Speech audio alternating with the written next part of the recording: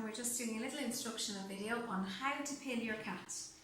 Now, the first thing to say is there's a few different ways of pilling, but it is a great technique to learn as an owner, especially if you need to give a regular pill or you're worming on a regular basis.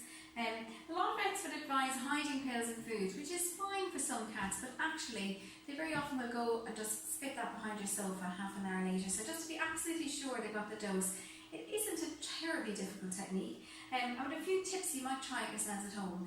So the first thing to say is having cats up on a table is a very good idea. So this is what we do in veterinary clinics.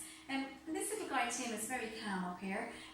Just try not to do it down on the floor. It doesn't work as well. So the second thing to say is try and do it when your cat is hungry. So either morning or evening before their food. And do keep their food bowl close by, because we do find positive reward training in relation to pilling is very important. If you just come up and pill your cat and that's it, the cat really gets nothing out of it.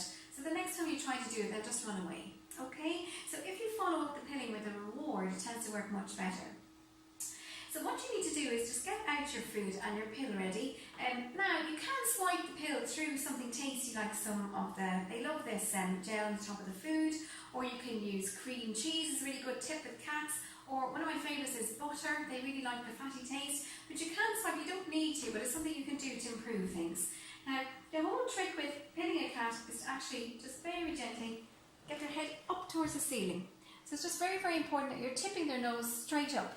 And that's the first step. And then the second step is you do need to get the pill to the back 1/3 of the tongue. If you don't do that, it's very easy for them just to spit it.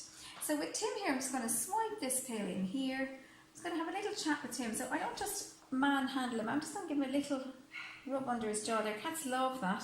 He's in a little state of bliss there. And then I'm just going to, with this hand, get it behind the back of his head gently. And with my other hand, I'm opening up and I'm popping that pill right down the back of his throat. I'm counting to 3, 1, 2, 3, but I actually know he's already had it. And the biggest tip with cats is when they lick their noses, they've actually swallowed their pill. And I'll gently then release him. And at home, he would probably eat this, but in a veterinary clinic scenario, he's probably just a little bit too worried.